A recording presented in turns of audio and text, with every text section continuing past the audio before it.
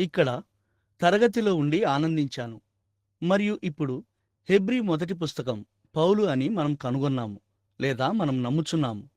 వేదాంత పండితులు ముగింపునకు వచ్చారు. సరిగ్గా దానిని ఏది లేదా ఎవరు రాశారో వారికి తెలియదు. అయితే కొద్దిగా ఆత్మీయ వివేచన గలవారు ఎవరైనా గాని అది పౌలు అని చూడగలరని నేను నమ్ముచున్నాను. అది పౌలు అని చాలామంది రచయితల ద్వారా నమ్మబడుచున్నది. మరియు అతడు ఎలా 1వ అధ్యాయంలో అది ప్రభువైన యేసును హెచ్చిస్తున్నట్లు మనము కనుగొన్నాము. ఓ దమస్కు వెళ్ళే మార్గములో తాను కలిగియున్న ఆ అనుభవం ద్వారా చూపించుటకు అతడెట్లు తీసుకువచ్చెను గదా. ఇప్పుడు పౌలు ప్రారంభము నుండే ఒక నిజమైన వేద పండితుడై ఉండెను.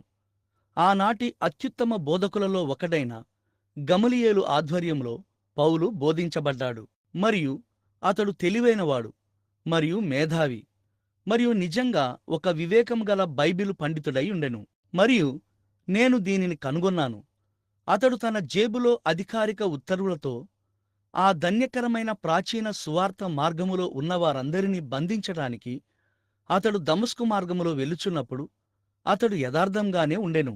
కాని నేనెల్లప్పుడూ నమ్మునది ఏమిటనగా, స్టెఫెను చనిపోవడాన్ని పౌలు చూశాడు గనక అది నేరుగా అతన్ని తాకి ఉంటుందని నేను తలంచుచున్నాను. అతడు స్టెఫెను మరణానికి సమ్మతించినప్పుడు మరియు అతన్ని రాళ్లతో కొట్టిన వారి వస్త్రాలను పట్టుకున్నప్పుడు అప్పుడు స్టెఫెను యొక్క రక్తము విషయములో పౌలు దోషి అయ్యాడు. మరియు అతడు ఒప్పుకొని ఇట్లన్నాడు, నేను అసలు అర్హుడను కాను ఇట్లు చెప్పెను. ఎందుకనగా నేను ఆయన యొక్క హతసాక్షి అయిన స్టెఫెను యొక్క రక్తాన్ని చిందించాను.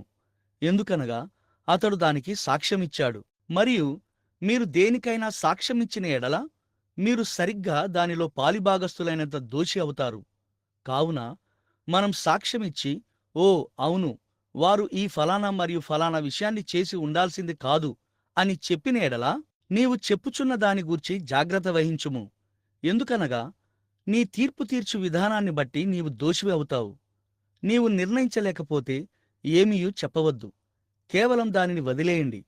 పిదప నీవు క్రైస్తవుడు అని సాక్ష్యమిచ్చినప్పుడు అప్పుడు నీవు దోషివి అవుతావు. చూశారా, నీవు ఒక క్రైస్తవునిగా ఉన్నందుకు దోషివి అవుతావు. మరి నీవు దానికి తగినట్లు జీవించవలసి ఉన్నది.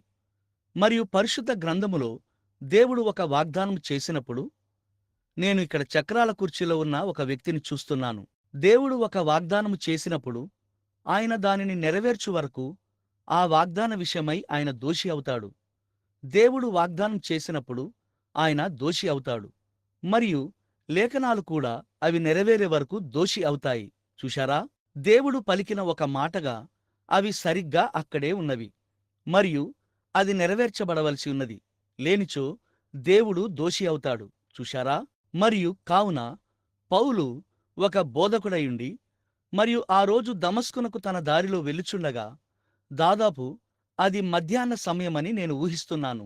ఆకాశము నుండి అక్కడ ఒక గొప్ప వెలుగు ప్రకాశించినది మరియు అది అతనికి గ్రుడ్డితనము కలగజేసినది. మరియు అతడు భూమి మీద పడిపోయెను. మరి అది ఎవరన్నది తాను తెలుసుకొనగోరాడని అతడు చెప్పెను. ఒక స్వరము మాట్లాడి మరియు ఇట్లు చెప్పెనని అతడు చెప్పెను, సౌలా సౌలా, నీవెందుకు నన్ను హింసించుచున్నావు? అది అపోస్తుల కార్యములు 8వ అధ్యాయమని నేను నమ్ముచున్నాను. మరియు అతడిట్లన్నాడు, నేనెవరిని హింసించుచున్నాను? మరియు ఆ స్వరము తిరిగి వచ్చి మరియు ఇట్లు చెప్పెను, నేను యేసును, ఓ నేను యేసును. మరియు మునికోలలకు ఎదురు తనుట నీకు కష్టము. మరియు అప్పుడు యేసు ఏమైయుండెను? యేసు ఆయన ఆ వెలుగైయుండెను, ప్రకాశించుచున్న ఒక గొప్ప వెలుగై ఉండెను. ఇప్పుడు మనల్ని ప్రోత్సహించి మరియు ఇక్కడ ఒక ఆధారాన్ని పొందడానికై ఉన్నది. ఆయన ఒక మానవుడై ఉన్నప్పుడు ఆయన ఒక వెలుగు ఎలా అయ్యాడు? ఇప్పుడు ఏ ఒక్కరూ అక్కడ ఆలయం యొక్క కాపలాదారులైనటువంటి కొంతమంది సైనికులు పౌలుతో ఉన్నారు. నిర్బంధించడానికి పోవుచున్నారు. పౌలు ప్రధాన నాయకుడై ఉన్నాడు. మరియు వారి గుంపుల నిమిత్తము మరియు అటువంటి వాటి నిమిత్తము మరియు వారిలోనున్న వారి మతపరమైన నిరీక్షణ నిమిత్తము వారు ఆ ప్రజలను బంధించడానికి వెలుచున్నారు. అయితే ఇప్పుడు ఒక పెద్ద వెలుగుగా యేసు ఇక్కడ ఉండెను. ఇప్పుడు మీకు జ్ఞాపకమున్న ఎడల ఆదిలో యేసు ఒక వెలుగై ఉండెను. యేసే దేవుని నుండి బయటకు వచ్చిన ఆ లోగాస్. మరియు ఆయన ఇశ్రాయేలు పిల్లలను అరణ్యము గుండా నడిపించిన ఆ నిబంధన దూత ఆయనే. మరియు వారు చూసిన ఆ అగ్నిస్తంభము ఆయనే. మరియు ఆయన ఇక్కడ భూమి మీద ఉన్నప్పుడు ఆయన ఇట్లు చెప్పెను, నేను దేవుని యొద్ద నుండి వచ్చియున్నాను మరియు నేను దేవుని యొద్దకు తిరిగి వెళ్ళుచున్నాను. కావున ఆయన ఒక అగ్నిస్తంభములో నుండి ఒక మానవునిలోనికి వచ్చిన ఎడల, పిదప ఆయన ఉన్న చోటికే తిరిగి వెళ్ళిన ఎడల, ఆయన మళ్ళీ ఒక వెలుగులోనికే వెళ్ళాడు. మరియు పౌలు ఆయనను చూసినప్పుడు అదిగో ఆయన ఒక వెలుగుగా అక్కడ ఉండెను. ఇప్పుడు పౌలుతోనున్న సైనికులందరూ ఆ వెలుగును చూడలేదు. అటువంటప్పుడు ఒకరు చూడగలుగుట మరియు ఇతరులు చూడలేకపోవుట అన్నది సాధ్యమా? నిశ్చయంగా అది సరియే. పౌలు దానిని చూశాడు, కాని ఆ మిగతా వారు ఆ వెలుగును చూడలేదు. ఇప్పుడు పేతురు చెరసాలలో ఉన్నప్పుడు ఈ వెలుగు చెరసాలలోనికి వచ్చి తలుపులు తెరిచినట్లు మనము కనుగొంటాము. మరియు పేతురు వెళ్ళుచున్నప్పుడు వారు బయటకు వెళ్ళగా ఆ వెలుగు మిగతా కాపలాదారులను గుడ్డివారిగా చేసినది. మరియు అతడు తలుపునొద్దకు వచ్చినప్పుడు అది స్వయంగా దానికదే నిశ్శబ్దంగా తెరుచుకొని అతని వెనుక మూసుకున్నది. లోపలి చెరసాల నుండి అతను బయటి తలుపు వరకు వెళ్ళాడు. అది దానంతట అదే స్వయంగా తెరుచుకున్నది, అలాగే నిశ్శబ్దంగా మూసుకున్నది. ఆపై అతడు ఒక సందునొద్దకు వెళ్ళి నగర వీధిలోనికి వెళ్ళిపోయాడు. మరియు నేను కలకంటున్నానా అన్నట్లు అతడు తన కళ్ళను రుద్దుకున్నాడు. ఏమి జరిగినదో అతడికి తెలియదు. కాని ప్రభు యొక్క దూత మోషేను సముద్రం వద్దకు నడిపించి మరియు దానిని పాయలు చేసిన అగ్నిస్తంభముగా ఉన్న అదే దూత, ఓ ఆ మృత సముద్రము, ఎర్ర సముద్రము ఇరువైపులా గోడవలే నిలిచినది. దాని గుండా ఇశ్రాయేలీయులు నడిచి వెళ్ళిరి. మరియు వారు పొంగుచున్న యోర్దాను వద్దకు వచ్చినప్పుడు ఆయన అక్కడ తనను తాను కనబరుచుకోలేదు. కాని ఆయన అక్కడ ఉన్నాడు, ఎందుకంటే ఆయనే దానిని పాయలు చేశాడు. మరియు ఆ మైదానాలన్నీ నీటితో నిండియున్నట్టి ఏప్రిల్ మాసములో వారు దాటి వెళ్ళారు. మరియు ఆయన వసంత ఋతువును నిలిపెను మరియు ఆయన మంచును కరగకుండా చేసెను, ఎందుకంటే అది ఎత్తుగా మరియు మరీ ఎత్తుగా గోడ కట్టలేదు, అది కేవలం నిలిచినది. అది మన యెహోవా, అది మన ప్రభు అయిన యేసు కేవలం నిలిపివేసెను. మరియు వారు పొడి నేల మీద నడిచి వెళ్ళారు. ఇప్పుడు ఆయన వారిని గూర్చి జాగ్రత్త వహిస్తాడని దేవుడు వాగ్దానం చేశాడు. కాబట్టి ఆయన తన వాగ్దానానికి బద్ధుడై ఉన్నాడు. ఇప్పుడు పౌలు ఈ విషయాల గూర్చి ఎరిగినవాడై మరియు వాటిని తెలుసుకున్నవాడై అతడు భాగ్యవంతుడైనాడు. ఎందుకనగా దేవుడు నేరుగా పౌలుతో మాట్లాడుచుండెను. ఆయన అతనితో ఉన్న సైనికులతో మాట్లాడుటలేదు, ఆయన పౌలుతో మాత్రమే మాట్లాడుచున్నాడు. ఇప్పుడు ప్రభు యొక్క దూత ఒక నక్షత్రం రూపంలో దిగి వచ్చినప్పుడు మరియు ఆ నక్షత్ర పరిశోధకులు, ఆ భారతదేశపు జ్ఞానులు, వారు ఆ నక్షత్రాన్ని చూసినప్పుడు 100 మైళ్ళ వరకు దానిని వెంబడించారు. మరియు అది ప్రతి నక్షత్ర పరిశోధనాశాలను దాటి వెళ్ళినది, ఎందుకంటే వారు నక్షత్రాల ద్వారా కాలాన్ని అధ్యయనం చేస్తారు. మరియు ఆ నక్షత్రాన్ని జ్ఞానులు తప్ప మరెవ్వరూ చూడలేదు. ఓ మై, అది మిమ్మల్ని ఉత్సాహపరచుటలేదా? అప్పుడు మీరు చూడండి, దేవుడు సంస్థలతో వ్యవహరించడు, ఆయన వ్యక్తుల గుంపులతో వ్యవహరించడు, ఆయన ఒక్కొక్కరితో వ్యవహరిస్తాడు. ఆయన వ్యక్తిగతంగా తనను తాను బయలుపరుచుకుంటాడు. మరియు ఇప్పుడు దీనిని చెప్పాలంటే, దీనిని చెప్పుటకు కాదు, దేవుడు నా హృదయమును ఎరిగియున్నాడు. మరియు ఇది వ్యక్తిగతముగా స్వంత ప్రశంసల కొరకు చెప్పుటలేదు, ఇప్పుడు కేవలం అక్కడ ఉండుటకై ఉన్నది. అయితే అదే దేవుడు, అదే యేసు ఈ ఉదయం మనతో ఉన్నాడని మీకు తెలియనా? మీలో ప్రతి ఒక్కరూ ఆయన ఇక్కడ ఉన్నాడన్న దానికి సంబంధించిన ఒక చిన్న వ్యక్తిగత సాక్ష్యమును కలిగి ఉన్నారని మీకు తెలియనా? ఆయన వేరే దినములలో చేయని ఒక కార్యమును ఈ దినమున మన కొరకు చేసియున్నాడు. ఈ దినమున ఆయన తన ఫోటోను తీయబడనిచ్చెను. మనము దానిని సరిగ్గా అక్కడ వ్రేలాడదీసుకున్నాము. చూశారా? ఆ అగ్నిస్తంభము, అది అదే ప్రభువైన యేసు. ఆయన ఇప్పుడు ఎలా పనిచేస్తున్నాడో చూడండి. ఆయన అదే ప్రభువైన యేసు అయినట్లయితే ఆయన అవే క్రియలు చేస్తాడు. ఎందుకనగా పరిశుద్ధ గ్రంథము ఇట్లు చెప్పుచున్నది, ఆయన నిన్న, నేడు మరియు నిరంతరము ఒక్కటే రీతిగా ఉన్నాడు. ఇప్పుడు ఇది సరైనదా లేక తప్పా అని పౌలు ఏదైనా చెప్పుటకు ముందే మొదట అతడు ఐగుప్తునకు వెళ్ళి మరియు అది లేఖనానుసారమైనదా కాదా అని కనుగొనుటకు అక్కడ 3 సంవత్సరాలు గడిపెను. మీకు అసలది తెలుసా? పౌలు మారిన తర్వాత అతను 3 సంవత్సరాలు ఐగుప్తునకు వెళ్ళాడు. అక్కడ అతడు నివసించాడు మరియు అక్కడే అతడు ఈ గొప్ప జ్ఞానాన్ని నేర్చుకున్నాడు. ఇప్పుడు ఏ పోలికను చెప్పడం కాదుగాని కేవలం పరిశుద్ధాత్మ ఎలా ఇంకనూ అదే విధంగా ఉన్నాడన్నది నేను మీకు చెప్పుచున్నాను. ఇప్పుడు సంవత్సరాల క్రితం ఈ దూత ప్రత్యక్షమై మరియు సంగతులను చూపించే విషయము ఇక్కడున్న నా సంగమునకు జ్ఞాపకముండును. నేను దాని గూర్చి కొంచెం సందేహమును కలిగియుంటిని. పాతకాలపు వారలారా, అది మీ అందరికీ తెలియను. ఒకవేళ మీరు అది సరి అయితే మీరు విన్నప్పుడు మీ చేతిని పైకెత్తండి. అవును, చూడండి, ఆ పాతకాలపు వాళ్ళ నాటి నుండి కూడా సంఘాన్ని చూడండి. చూశారా? నేను సందేహంతో ఉన్నాను. ఎందుకనగా అది దయ్యపు సంబంధమైనదని బోధకులు నాకు చెప్పారు మరియు నేను ఒక విధంగా దానిని విశ్వసించాను. కాని నేను వేచియున్నాను. నేను దాని గురించి ఏమీ చెప్పకుండే వాడిని. కాని ఓ ప్రభు నామము స్తుతించబడునుగాక, ఒక రాత్రి అక్కడ ఆయన దిగివచ్చెను, ఒక దేవదూత, మరియు ఆయనే అని దానిని లేఖనాలలో బయలుపర్చెను. మరియు నేను లేఖనాలలో దానిని చూసినప్పుడు అప్పుడు దానితో ప్రపంచ వ్యాప్తంగా బ్రద్దలు చేయడానికై ఆ వర్తమానము ఉన్నది. అక్కడ నుండి ఓరల్ రాబర్ట్స్, ఏఏ ఎలెన్, టామీ ఆస్బాన్, టామీ హిక్స్ మరియు ఇంకేమిటి వారు బయలువెళ్ళినారు. చూశారా?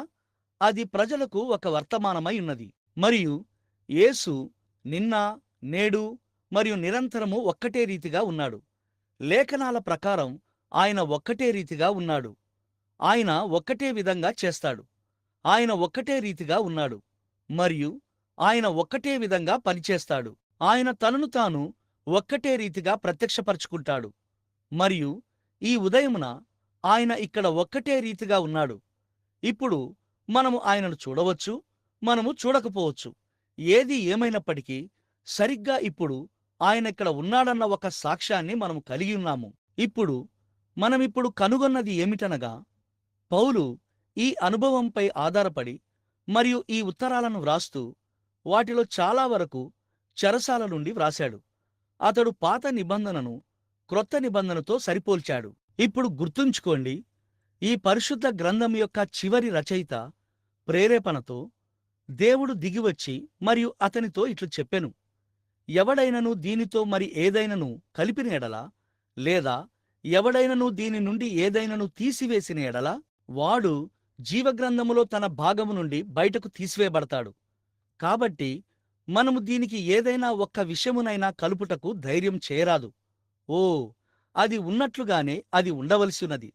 దానికి ఏది కలపకూడదు. మరియు దీనిలోనున్న ప్రతి దానికోసం మనం పోరాడాలి. నాకు ఇంకా ఎక్కువ ఏదీ అవసరం లేదు మరియు తక్కువ ఏమీ అక్కర్లేదు. నాకు అది ఏమి చెప్పుచున్నదో అది మాత్రమే కావాలి. ఇప్పుడు ఈ హెబ్రీ పుస్తకాన్ని నేను ఎన్నుకొనుటకు గల కారణం, ఒక ఉద్దేశం, ఒక విషయం ఈ ఉత్తరమై ఉన్నది. ప్రియమైన బ్రెన్హామ్ సహోదరుడా, మరియు ఆ రీతిగానున్నది. మరియు మనం వాక్యముతో ఉండగోర్చున్నాము. ఇప్పుడు 1వ అధ్యాయం యేసును హెచ్చించుటయై ఉన్నది. కావున ఆయనే ప్రధానుడు. మరియు గత రాత్రి ఆయన ఆ గొప్ప ఆరంభములో ఉండెనని పౌలు మనకు తెలియజేసెను. మరియు ఆయన 7వ అధ్యాయములోని గొప్పవాడైన ఆ షాలేము రాజైన మెల్కీసెదెకేనని మనము కనుగొన్నాము. మరియు ఇప్పుడు ఈ ఉదయం 2వ అధ్యాయములో మనము ఆయనను వేరే కోణము నుండి సమీపించెదము. ఇప్పుడు పౌలు యేసును హెచ్చించుటను గూర్చిన ఈ గొప్ప మహత్తరమైన వర్తమానమును మనకిచ్చిన తర్వాత, అదేదనగా దేవదూతలు కూడా ఆయనను ఆరాధించున్నట్లు చేసెను. మరియు ఇక్కడున్న ఈ భూమి అది ఎంత పురాతనమైనదో అని నేను ఆలోచిస్తున్నాను. మరియు ఆయన ఉత్తరీయము వలె దానిని మడిచివేయును. అయితే అవన్నీయు నశించును, కాని నీవు నిలిచియుందువు. మరియు 2వ అధ్యాయములో లేదా 2వ వచనములో అది ఇట్లున్నదని నేను నమ్ముచున్నాను. ఈ దినములలో ఆయన తన కుమారుని ద్వారా మనతో మాట్లాడెను.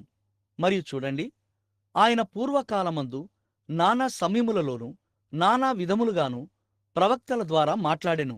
మనము దాని గుండా వెళ్ళి ప్రవక్తలు అంటే ఏమిటి, మరియు దేవుడు ప్రవక్తల ద్వారా తన వర్తమానమును ఎలా తీసుకువచ్చాడన్నది కనుగొన్నాము. అయితే ఈ అంత్యదినమున ఆయన తన కుమారుడైన యేసు ద్వారా అనగా పరిశుద్ధాత్మ ద్వారా మాట్లాడెను.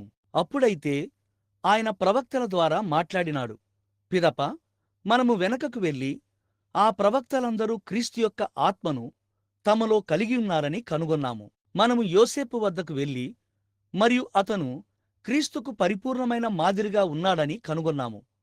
మోషే వద్దకు వెళ్ళి మరియు అతడు క్రీస్తుకు పరిపూర్ణమైన మాదిరి అని కనుగొన్నాము. పిదప మనము దావీదు వద్దకు కూడా వచ్చాము. మరియు ఎందుకో తెలియదు కాని యెరూషలేములో దావీదు త్రోసివేయబడినప్పుడు ఆ కొండపైకి వెళ్ళి మరియు ఆ ఒలీవల కొండపై నుండి వెనకకు చూసి అతను తిరస్కరించబడినందుకు యెరూషలేమును గూర్చి ఏడ్చాడు. అప్పటి నుండి 800 సంవత్సరాల తర్వాత దావీదు కుమారుడు యెరూషలేములో రాజుగా తిరస్కరించబడ్డాడు మరియు అదే కొండపై నుండి ఏడ్చాడు. ఓ, క్రీస్తు యొక్క ఆత్మ వ్యక్తులతో వ్యవహరించుచున్నది. ఇప్పుడు పౌలు ఇలా చెప్పడం ప్రారంభించాడు. కావున మనము వినిన సంగతుల విషయమై మనము మరీ విశేష జాగ్రత్త కలిగి ఉండవలెను. 2వ అధ్యాయము ఇప్పుడు మనం ప్రారంభిస్తున్నాము. కావున మనము వినిన సంగతుల విషయమై మనము మరీ విశేష జాగ్రత్త కలిగి ఉండవలెను. ఏ సమయములోనైనా మనము వినిన సంగతులను విడిచిపెట్టకుండవలెను. ఓ, ఈ ఉదయం ఈ ఆలయములో దేవుడు దానిని ఇంటి వరకు నడిపించునుగాక. పరిశుద్ధాత్మ దానిని మీ హృదయాలలో చాలా లోతుగా నానబెట్టాలని నేను ప్రార్థిస్తున్నాను. మనము వినిన సంగతులను విడిచిపెట్టకుండునట్లు మనము మరి విశేష జాగ్రత్త కలిగి ఉండవలెను. ఆ గొప్ప యెహోవా దిగివచ్చి మరియు ఆయన చేయునటువంటి క్రియలను చేయుటను మరియు లేఖనము వెంబడి లేఖనముతో అది సత్యమని సరిపోల్చబడుటను మనము చూసినప్పుడు మనము ఎటువంటి ప్రజలుగా ఉండవలసినది కదా. మరియు మనము కొన్నిసార్లు దుంగలపైనున్న బొడిపల వలె కూర్చుంటాము మరియు అసలు పట్టింపే లేకుండా ఉంటాము. మనము ప్రతి నిమిషము ప్రజలను క్రీస్తు దగ్గరకు చేర్చే ప్రయత్నంలో తీరిక లేకుండా ఉండవలసి ఉన్నది. మనము సజీవమైన రాళ్లుగా ఉండవలసి ఉన్నది. మనము ఇప్పుడున్నట్లు ఎన్నడూ బద్ధకంగా ఉండకూడదు. మనము సంఘానికి వెళ్తాము మరియు ప్రభు అయిన యేసు ఏదో ఒకటి చేయడాన్ని మనం చూస్తాము లేదా మనల్ని ఎంతగానో దీవించడం చూస్తాము. మరియు పిదప మనం తిరిగి బయటకు వెళ్ళి మరియు ఇట్లు చెప్తాము, చాలా మంచి కూటము. ఇప్పుడు వాక్యం ప్రసంగించబడుట మనము దానిని ఆనందిస్తాము. కానీ ముఖ్యమైన విషయం అది కాదు. మనం సాధారణంగా ప్రభువును ఆరాధించినట్లు వాక్యాన్ని బోధించబడటం ముగిసిన తర్వాత మనం ఆయనను ఆరాధించడం కాదండి. అది అద్భుతమే. కానీ మన జీవితములో ప్రతి ఘడియ మనం ఆయనను ఆరాధించాలి. మనము పనిలో ఉన్నప్పుడు మనం ఆయనను ఆరాధించాలి. అవకాశం వచ్చిన ప్రతిసారి ఆయనను గూర్చి సాక్ష్యమిచ్చుట ద్వారా ప్రభువును ఆరాధించాలి. మీరు చూసినచో మీలో కొందరు స్త్రీలు తప్పిదములో ఉన్న ఒక స్త్రీని చూసిన ఎడల ఆమెను పట్టుకొని మరియు ఇట్లు చెప్పుట ద్వారా ప్రభువును ఆరాధించండి. సహోదరి, ఇంతకంటే శ్రేష్టమైన ఒక జీవితం ఉన్నది. పురుషులారా, మీ పని వద్ద ప్రభు యొక్క నామమును ఒక వ్యక్తి వ్యర్థంగా ఉపయోగించడాన్ని మీరు విన్నప్పుడు మీరు ఆ అవకాశాన్ని ఉపయోగించుకొని మరియు అక్కడికి వెళ్ళి అతని చెయ్యి పట్టుకొని మరియు ఇట్లు చెప్పండి, అయ్యా, దీనికంటే శ్రేష్టమైన జీవితం ఉన్నది. నీవు అట్టి మాటలను ఉపయోగించకూడదు. మరియు అతనికి సాత్వికమైన సున్నితమైన విధానములో చెప్పండి. ఆ విషయములన్నీయు ఆరాధనే.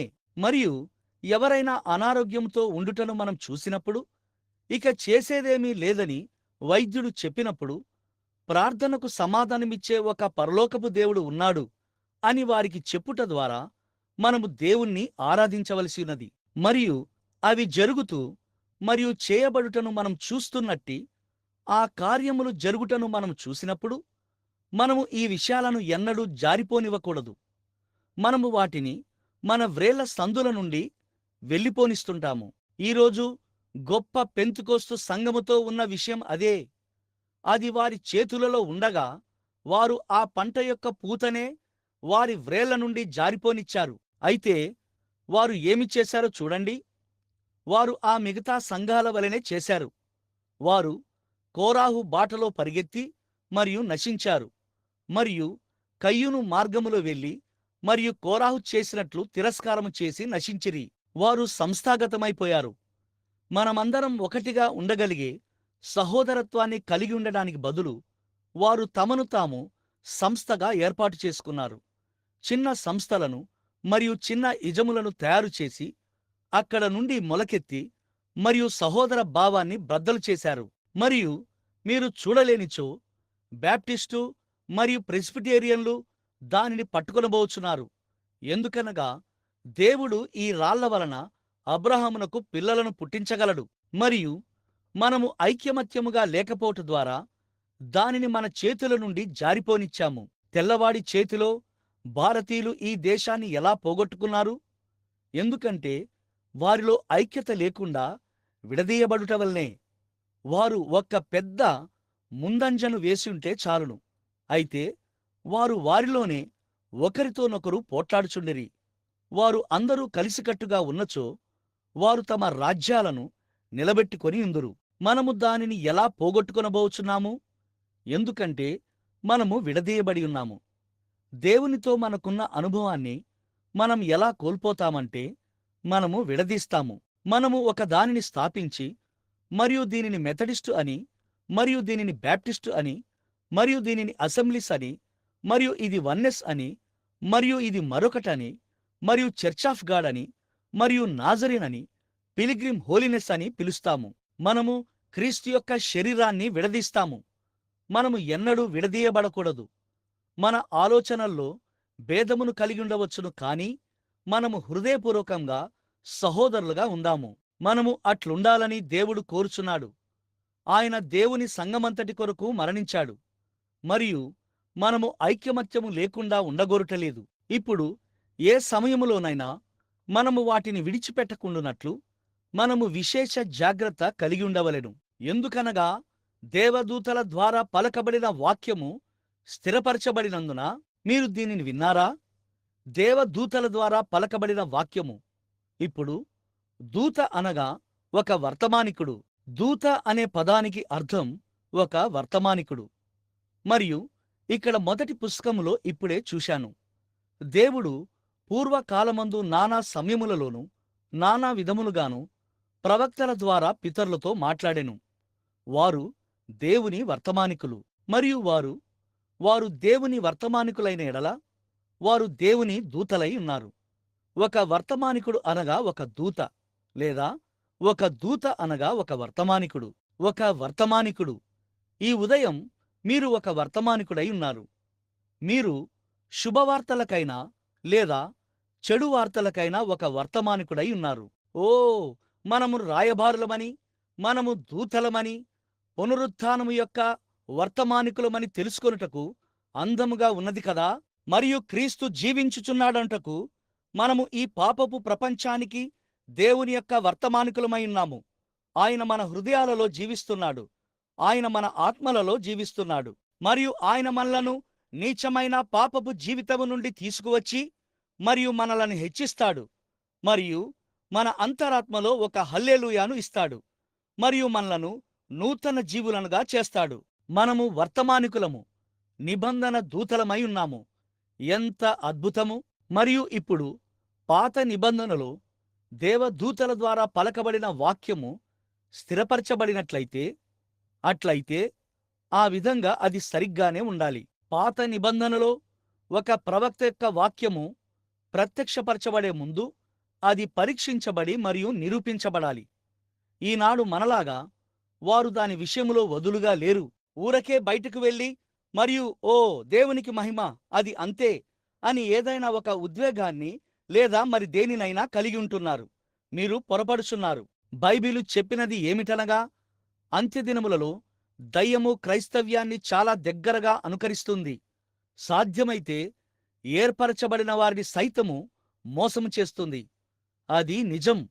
కావున మనం దానిని పరీక్షించాలి. మరియు వారు వారి కాలములో దానిని ఎట్లు పరీక్షించారు? ఊరీము తుమ్మీము వద్ద.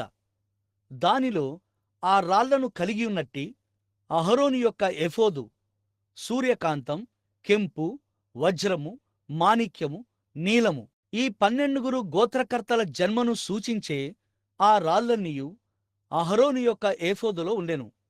మరియు ఒక ప్రవక్త ప్రవచించినప్పుడు మరియు ఆ పవిత్రమైన వెలుగు దాని మీద మెరిసినప్పుడు దేవుడిట్లు చెప్పెను, అది సత్యమైనది. కాని అది ఎంత వాస్తవంగా కనిపించినప్పటికీ అది దాని మీద ప్రకాశించని ఎడల అది సత్యము కాదు. కావున ఆ ఊరీము తుమీము ఆ యాజకత్వంతో పాటే వెళ్ళిపోయినది. అయితే ఈనాడు ఈ పరిశుద్ధ గ్రంథమే దేవుని యొక్క ఊరీము తుమ్మీము. మరియు ఒక ప్రవక్త ప్రవచించినప్పుడు అది ఖచ్చితంగా పరిశుద్ధ గ్రంథముతో మెరవవలసినది. అప్పుడు దేవుడు చెప్పును.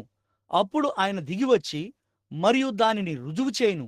ఓ, నేను ఈ రోజు దేవుణ్ణి ఎంతగా మహిమపరచగలను! నేను ఆలయమును విడిచి వెళ్తున్నప్పుడు ఇటువంటి మరొక ఆదివారం ఉదయమును గూర్చి నేను ఆలోచిస్తున్నాను. మరియు మీరు ఏడుస్తూ మరియు నన్ను వెళ్ళవద్దని అడుగుచుండిరి.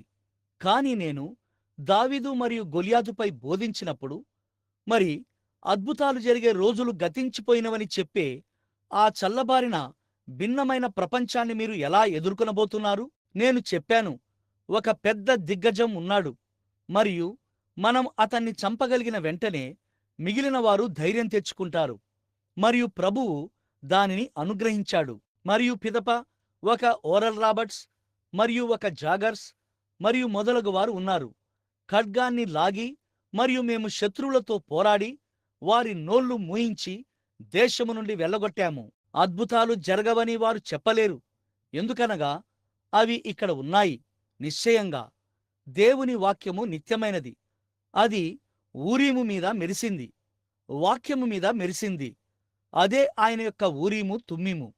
మరియు అది దానిపై ప్రకాశించినప్పుడు అది సానుకూలంగా ఉంది. మరియు అవసరతలో ఉన్న ఎవరికైనా నీవొక పాపివైయుండి ఎలా రక్షించబడాలని నీవు తెలుసుకొనగోరుచున్న ఎడల ప్రభు అయిన యేసుక్రీస్తునందు నమ్మికయించుము. ఈనాడు మీరు చేయవలసిన అనేక కార్యములు మనకున్నవి. క్రొత్త పేజీలను తిరగేయాలి. రక్షించబట్టుకు మీరు దీనిని చేయాలి మరియు దానిని చేయాలి. నేను ఫిలిప్పీ చెరసాల అధికారి గురించి ఆలోచిస్తున్నాను. ఈ అధికారి పౌలును ఇట్లు అడిగెను, రక్షణ పొందుటకు నేను ఏమి చేయవలెను? అది మీరు లేదా నేను అయితే అతను చేయకూడని కార్యములను మనం అతనికి చెప్పి ఉండేవారం. నీవు మద్యపానం మానేయాలి, నీవు జూదమాడుటను ఆపివేయాలి, నీవు దీనిని మానివేయాలి, నీవు దానిని మానేయాలి. పౌలు ఎన్నడూ అతనికి అట్లు చెప్పలేదు.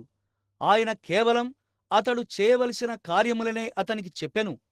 ప్రభు అయిన యేసునందు విశ్వాసముంచుము మరియు నీవు రక్షించబడదు. ఇప్పుడు నా మాటలు విని నన్ను పంపిన వానియందు విశ్వాసముంచువాడు నిత్యజీవము గలవాడు. అదే ఊరీము తుమ్మీము ప్రకాశించుటయ్యి ఉన్నది. పరిశుద్ధ యోహాను 5:24. నీ వ్యాధులన్నిటినీ స్వస్థపరచు యెహోవాను నేనే. యాకోబు 5:14. పెద్దలను పిలిపింపవలెను, వారు ప్రభు నామమున నూనె రాసి వారిని అభిషేకించవలెను. విశ్వాస సహితమైన ప్రార్థన రోగిని స్వస్థపరచును. ఊరీము మెరుస్తుంది చూశారా? అది దేవుని యొక్క నిత్యమైన వాక్యము. ఎంతమంది నాస్తిక, అవిశ్వాస, అజ్ఞేయవాదులు, సంశయవాదులు లేచినా నేను లెక్క చేయను. దేవుడు తన వాక్యపక్షమున నిలబడును.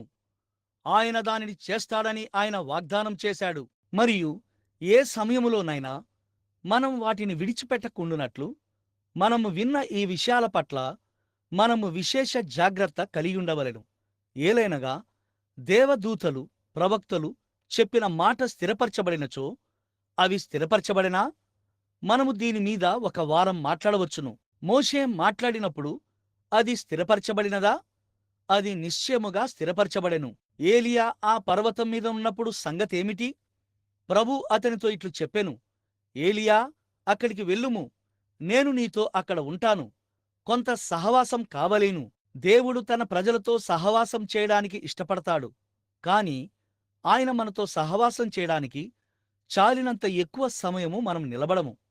మనము ఒక స్థలము నుండి మరొక స్థలమునకు పరిగెత్తుచు మరియు వాటితో అసలు తీరిక లేకుండా ఉన్నాము. ఏలియా ఊరకుండుము.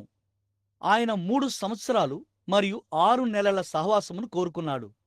మనమైతే అతి కష్టంగా ఆయనకు 3 నిమిషాల సమయం కూడా ఇవ్వలేము. 3 సంవత్సరాలు మరియు 6 మాసముల నిరంతర సహవాసం. ఓ, నేను దానిని ప్రేమిస్తున్నాను. ఇట్లు చెప్పెను, వంట గురించి చింతించకు, మేము దానిని ఇదివరకే పరిష్కరించాము. కాకులు నీకు ఆహారం ఇవ్వబోచున్నవి మరియు అంతా బాగానే ఉండబోచున్నది. నాకు కేవలం కొంత సహవాసము కావలెను.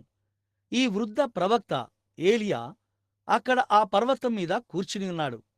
అతడు దేవునితో సహవాసం కలిగి ఉంటున్నప్పుడు ఎందుకు ఆ కెప్టెన్ ఇట్లన్నాడు, నేను పైకి వెళ్ళి మరియు అతన్ని తీసుకువస్తానని నేను నమ్ముచున్నాను. ఇప్పుడు ఆ సహవాసాన్ని బ్రద్దలు చేయడానికి మీరు ఎన్నడూ ప్రయత్నించకండి.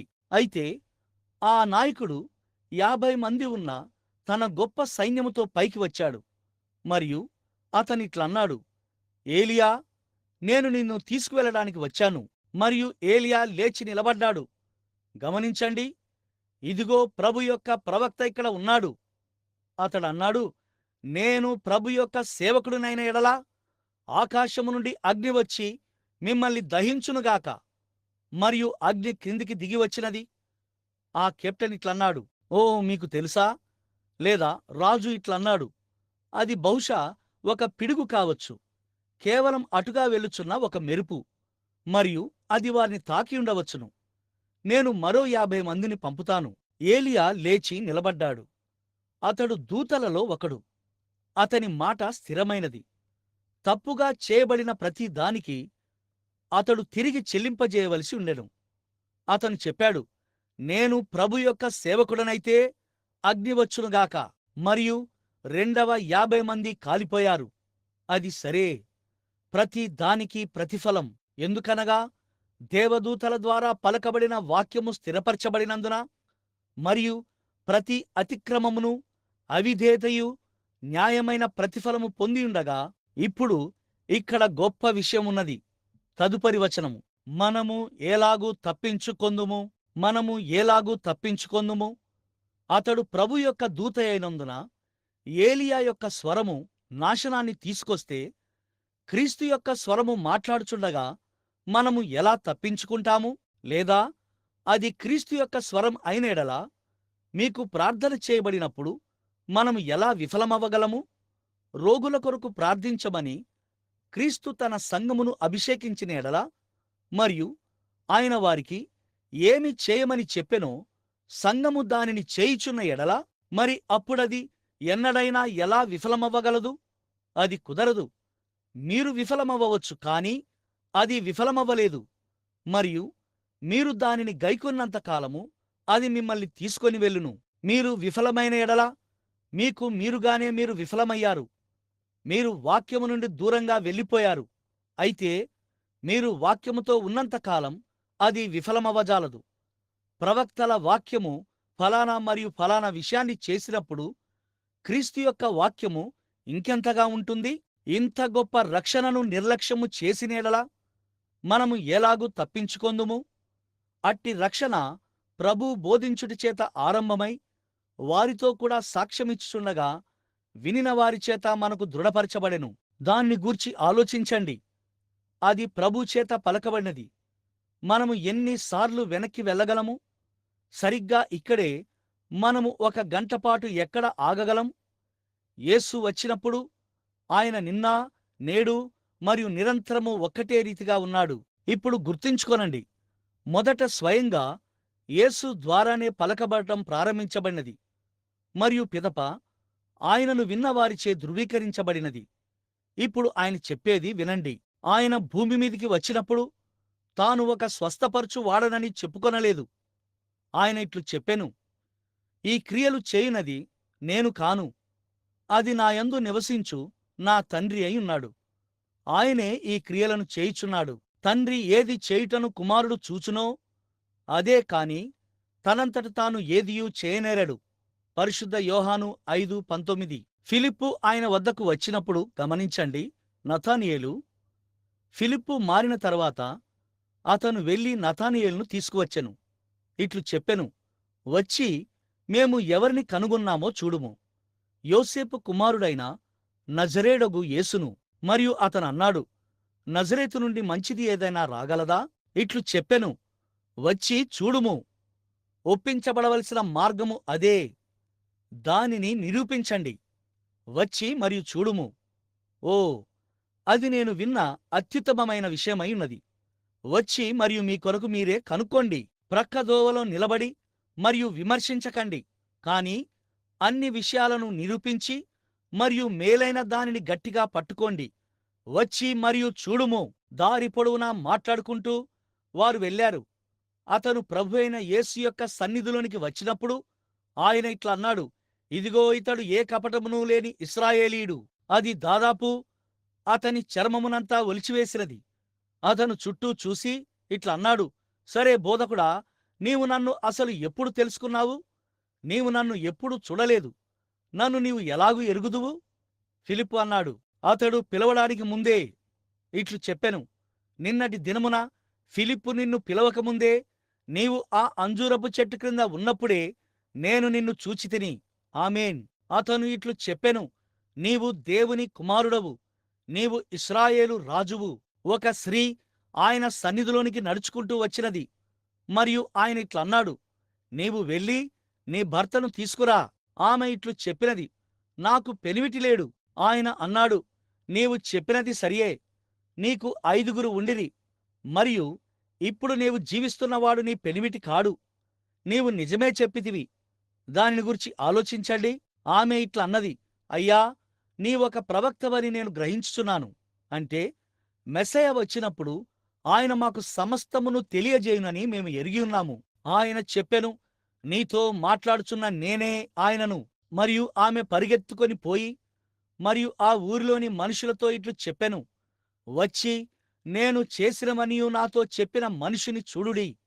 ఈయన మెస్సయ కాడా? అది ప్రభు ద్వారా పలకబడినది. ఏమి జరిగినది? యేసు తాను వెళ్లే ముందు ఇట్లు చెప్పెను, నేను చేయు క్రియలు మీరును చేయుదురు. అది నిజమేనా? నేను తండ్రి యొద్దకు వెళ్ళుచున్నాను గనుక నేను చేయు క్రియలు మీరును చేయుదురు, వాటికంటే మరి గొప్పవియు చేయుదురు. ఓ, వారు వెళ్ళుచుండగా నేను వాటిని ప్రతి చోట చూడగలుగుచున్నాను. మార్కు 16. వారు బయలుదేరి వాక్యమును అంతటా ప్రకటించిరి. ప్రభువు వారికి సహకారుడయుండి వాక్యమును స్థిరపరచుచుండెను. మరియు ఇక్కడ పౌలు అదే విషయాన్ని చెప్పుచున్నాడు. అతడు చెప్పినది ఏమిటనగా, ఆ సువార్త యేసు ద్వారా బోధించడం ప్రారంభించబడి మరియు ఆయనను విన్నవారి ద్వారా మనకు ధృవీకరించబడినది. అదే పునాది రాయి. ఓ, ప్రభు నామము స్తుతించబడునుగాక. అది ఏ పునాది రాయి. మరియు ఆలోచిస్తే 2000 సంవత్సరాలు గడిచినవి. నాస్తికులు, అవిశ్వాసులు మరియు సంశయవాదులు మరియు అజ్ఞేయతావాదులు లేచారు. కానీ ఈనాడు అదే యేసు తనను వినేవారి ద్వారా తన వాక్యమును అదే విధానములో ధృవీకరిస్తున్నాడు. ఈయన మాట వినుడి అంటే కేవలం ఒక ప్రసంగం వినమని కాదు, అంటే ఆయన చెప్పేది వినమని అర్థం. అవును, మనము ఎలా తప్పించుకొందుము? మనకు తప్పించుకునే దారి ఏది? ఓ, మీరిట్లా అనవచ్చు, దేవునికి స్తోత్రము, నేను మెథడిస్టు సంఘానికి చెందినవాడను, నేను ఒక ప్రెస్బిటేరియన్ వాడను, నేను ఒక పెంతెకోస్తు వాడను, దానికి దీనితో ఎటువంటి సంబంధము లేదు. మరియు మీరు ప్రక్కదోవ పట్టి దీనిని ఒక ఆత్మలతో మాట్లాడుటయని, లేక ఏదో మనస్సును చదువుటయని, లేక ఏదో ఒక దయ్యమని, లేదా మరేదో అని మీరు పిలువగోరతారు. వారికి సిగ్గుచేటు. దేవదూతల యొక్క ప్రతి వాక్యము స్థిరపరచబడిన ఎడల యేసు ఇట్లు చెప్పెను, అది కాదు, కొంతకాలమైన తర్వాత లోకము నన్ను ఎంత మాత్రము చూడదు, అయినను మీరు నన్ను చూతురు. ఏలైనగా నేను యుగ సమాప్తి వరకు మీతోనూ మీలోనూ ఉందును. మరియు ఆయన తన వాక్యాన్ని ధృవీకరించుటను కొనసాగించడానికి క్రిందికి వచ్చుటను మనం చూసినప్పుడు, మనం వేరొక సంఘమునకు లేదా ఏదైనా మత సంస్థకు లేదా సంఘశాఖకు లేదా ఏదైనా మన సొంత చిన్న పెంపుడు సిద్ధాంతమునకు మనము సహకారంగా ఉంటే మనము ఎలాగూ తప్పించుకొందుము? మీరు విడిచిపెట్టడం మంచిది. ఎట్లనగా దేవదూతల క్రింద ప్రతి పాపము న్యాయమైన ప్రతిఫలము పొందియుండగా తన వాక్యమును ప్రత్యక్షపరచుటకు దేవుని కుమారుడు పరలోకము నుండి మాట్లాడుచున్నప్పుడు అది ఇంకెంతగా ఉండును గదా. ఇంత గొప్ప రక్షణను మనం నిర్లక్ష్యము చేసిన యెడల మనము ఎలాగు తప్పించుకొందుము. ఓ మై 4వ వచనము, దేవుడు వారితో కూడా సాక్ష్యమిచ్చుచుండగా దీనిని గమనించండి. ప్రభువు సాక్ష్యములిచ్చెను. ఓ, నేను దాని విషయమై చాలా సంతోషంగా ఉన్నాను. ప్రభువే సాక్ష్యమిచ్చెను. చూడండి, ఏలియా ఆ కొండపైన ఉన్నప్పుడు అతను ఇలా అన్నాడు, నేను ఒక దైవజనుడనైతే అగ్ని ఆకాశము నుండి దిగివచ్చి మిమ్మును దహించునుగాక. అతను ఒక దైవజనుడై ఉండెనని దేవుడే సాక్ష్యమిచ్చాడు. దేవుడు ఎల్లప్పుడూ సాక్ష్యమిస్తాడు. మీ జీవితం సాక్ష్యమిస్తుంది. మీ సాక్ష్యం ఏమిటో నాకు తెలియదు, కానీ మీ స్వరము వినబడలేనంతగా మీ జీవితమే చాలా బిగ్గరగా మాట్లాడుతుంది. కానీ మీ జీవితం, మీ అనుదిన జీవితం మీరు ఏమిటో సాక్ష్యమిస్తుంది. దేవుడే సాక్ష్యమిస్తాడు. అవును, పరిశుద్ధాత్మ ఒక ముద్ర అయి ఉన్నది, మరియు ఒక ముద్ర కాగితం యొక్క 2 వైపులకు వర్తిస్తుంది. మీరు ఇక్కడ నిలబడటం వారు చూస్తారు, మరియు మీరు వెళ్ళిపోయినప్పుడు మిమ్మల్ని చూస్తారు. సంఘములో మాత్రమే కాదు గాని రోజువారీ పనిలో కూడా మిమ్మల్ని గమనిస్తారు. మీరు లోపల మరియు బయట ఇరువైపులా ముద్రించబడ్డారు. మీరు కలిగి ఉన్న ఆనందమును బట్టి మరియు మీరు జీవించే జీవితమును బట్టి మీరు లోపల మరియు వెలుపట ముద్రించబడి ఉన్నారు. తద్వారా మీరు రక్షించబడ్డారని మీకు తెలియను, మరియు మీరు జీవించే జీవితం ద్వారా మీరు రక్షించబడ్డారని ప్రపంచానికి తెలియను. ఏలైనగా దేవుడు సాక్ష్యమిచ్చును. ఆయన పరిశుద్ధ నామము స్తుతింపబడునుగాక. మై, నేను ఆత్మీయ అనుభూతిని పొందుచున్నాను. సహోదరులారా, అక్కడ దాని గూర్చి ఆలోచించండి.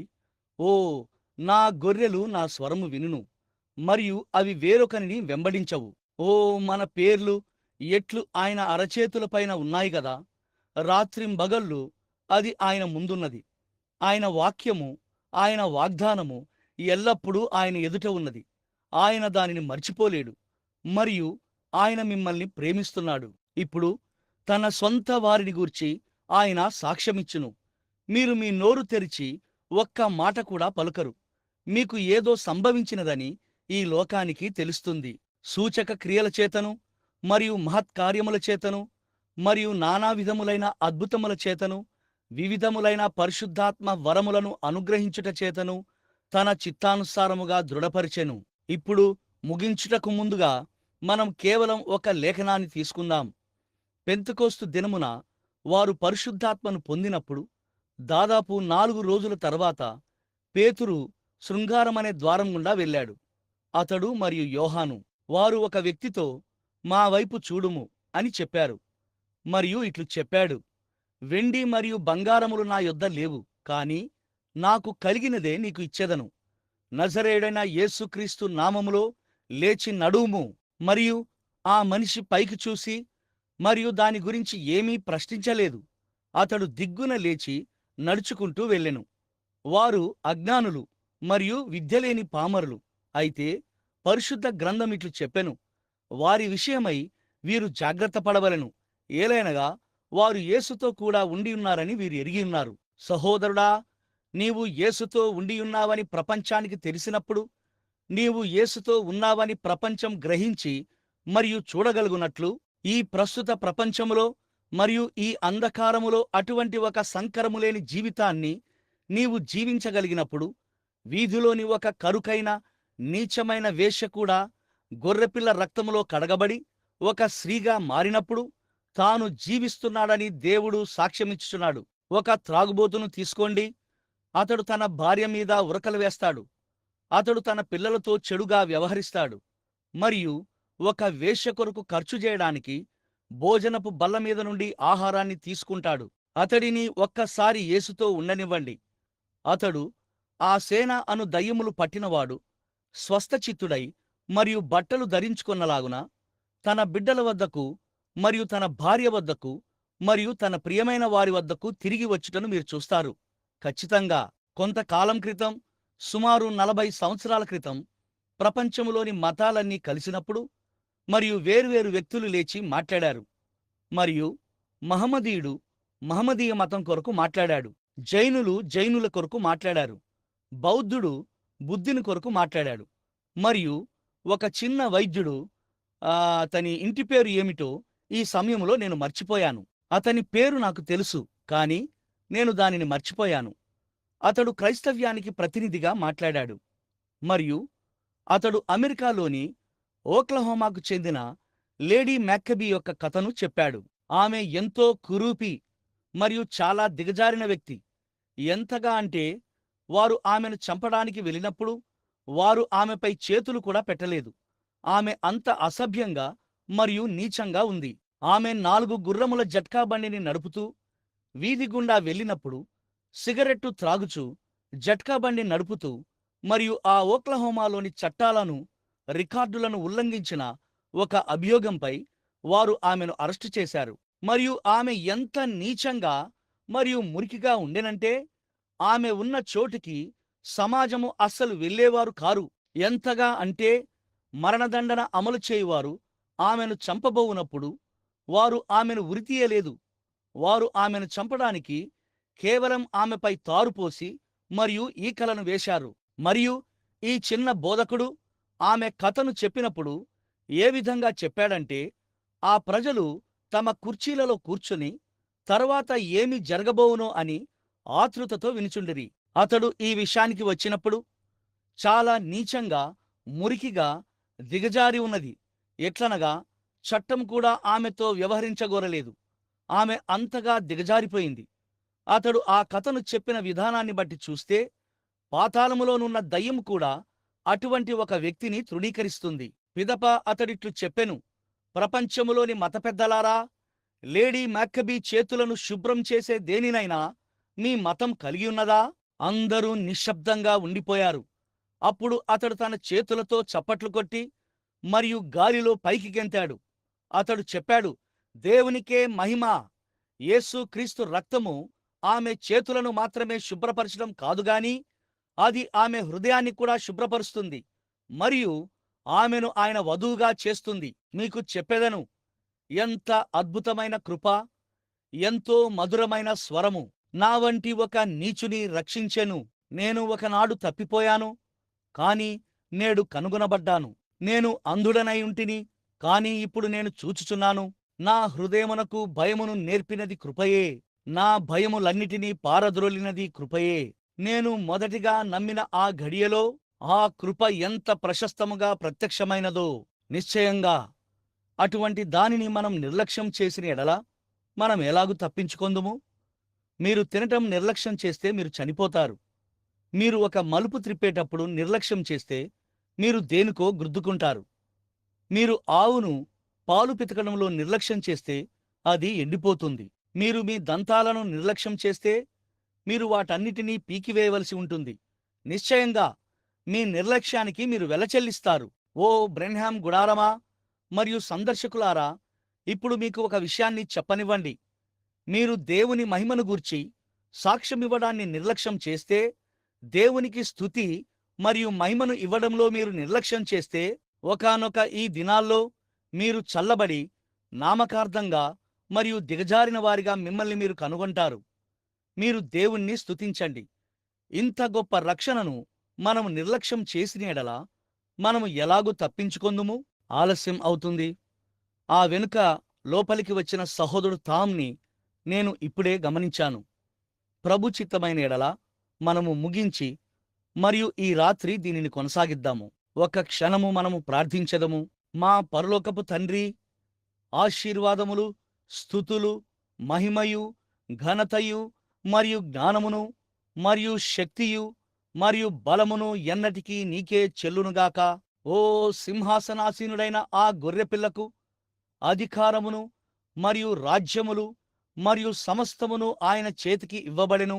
మన నీతి నిమిత్తము ఆయన మృతులలో నుండి లేచినప్పుడు ఆయన లోకానికి ఇలా కేకవేసి చెప్పాడు, పరలోకములోను భూమి మీదను నాకు సర్వాధికారము ఇవ్వబడినది. కావున మీరు సర్వలోకమునకు వెళ్ళి సర్వ సృష్టికి సువార్తను ప్రకటించుడి. మరణమగుచున్న ఓ ప్రియమైన గొర్రెపిల్ల, నీ అమూల్యమైన రక్తము ఎన్నటికీ దాని శక్తిని కోల్పోదు. విడుదల పొందిన దేవుని సంఘమంతయు ఇక మీదట పాపము చేయకుండునట్లు రక్షించబడునంత వరకై ఉన్నది. సేవకులుగా మేము ఎంతో కోరుచున్నామని చూచుటకు మాకు సహాయము చేయుము. మేము ఒక సంఘమును ఎట్లు కలిగి ఉండవలననియు మేము ప్రతి దానిని కలిగి ఉండవలనని కోరుచున్నాము. మా స్త్రీలు ఇంకా సంఘానికి వెళ్ళకముందే తమను తాము క్రైస్తవులు అని పిలుచుకొనుచు ఒక నిర్దిష్ట రకమైన దుస్తులు కలిగి ఉండాలని, లేదా చాలా అందముగా వస్త్రధారణ చేసుకోవాలని ఉన్నారు. మరియు బోధకులు వారు రావడానికి ముందు చాలా డబ్బును కలిగి ఉండవలననియు, మరియు ప్రతిదీ ఫలానా విధంగా ఉండవలనని ఉన్నారు. ఓ క్రీస్తు దేవదూతల పరిచర్య క్రింద వారెట్లు గొర్రె చర్మములను మరియు మేక చర్మములను వేసుకొని సంచరించారని, భూమి యొక్క గుహలలోనూ మరియు సొరంగములలోనూ నివసించారని, వారు కఠినమైన హింసల క్రింద సంచరించి మరి అయినప్పటికీ విశ్వాసమును విడిచిపెట్టలేదు అని నేను ఇక్కడ చదివినప్పుడు మేము ఎట్లు తప్పించుకొందుము? మాకు ప్రభువైన యేసు మంచి గృహాలను, కార్లను, బట్టలను మరియు ఆహారాన్ని ఇచ్చియుండగా, మరియు మేము గొనుగుచూ కూర్చొని సోమరులుగా ఉన్నాము. మేము బయటకు వెళ్ళి మరియు దాని విషయమై ఏదైనా చేయుటకు ఎన్నడూ ప్రయత్నించము. దేవా, మేమెట్లు తప్పించుకొందుము? ఓ ప్రభువా, ఈ ఉదయం నీవు ప్రతి హృదయములోనూ ఆ పాతకాలపు మారుమనసును రగిలించాలని నేను ప్రార్థిస్తున్నాను. తద్వారా ప్రజలు దాని కొరకు ఏమైనా చేయుదురు. పగటి వెలుగు ప్రకాశిస్తుండగానే మనము పనిచేద్దాము. ఎందుకంటే సూర్యుడు వేగంగా అస్తమించుచున్నాడు, మరియు నాగరికత వెళ్ళిపోచున్నది, మరియు ఇక సమయము ఉండదు. అది నిత్యత్వములోనికి కలిసిపోవును. ఓ దేవా, ఈ రోజు మేము తాజా దర్శనముతో వెల్లులాగునా అనుగ్రహించుము. పాపులను ఎట్లు సంప్రదించి మరియు వారిని క్రీస్తు వద్దకు ఎట్లు నడిపించాలో తెలుసుకొనుటకు జ్ఞానమును, అవగాహనను అనుగ్రహించుము. ప్రభువా, నీ సేవకుని ప్రార్థనను ఆలకించుము. క్రీస్తును తమ రక్షకునిగా ఎరుగని వారు ఎవరైనా ఇక్కడ ఉన్న ఎడల మీ చెయ్యి పైకెత్తి మరియు ఇట్లు చెప్పుదురా అని నేను అడుగుచున్నాను. బ్రెన్హాం సహోదరుడా, నన్ను జ్ఞాపకం చేసుకొనుము. మీరు కేవలం మీ చెయ్యి పైకెత్తి ఇట్లు చెప్పుదురా? నన్ను జ్ఞాపకం చేసుకొనుము. నేను ఒక క్రైస్తవుడిగా ఉండగోర్చున్నాను. ఇకపై దానిని ఎంతమాత్రమూ నిర్లక్ష్యం చేయకూడదనుకుంటున్నాను. ఆ వెనుక, అయ్యా, దేవుడు నిన్ను దీవించునుగాక. ఇంకా ఎవరైనా ఇట్లు చెప్పుదురా? బ్రెన్హాం సహోదరుడా, నేను నా చెయ్యి పైకెత్తగోర్చున్నాను, మరియు నేను క్రీస్తును నా రక్షకునిగా అంగీకరించగోర్చున్నాను. నేను ఇంతకాలం నిర్లక్ష్యం చేశాను. ఓ, నిశ్చయంగా నేను సంఘానికి వెళ్తాను. నేను సంఘానికి చెందినవాడిని.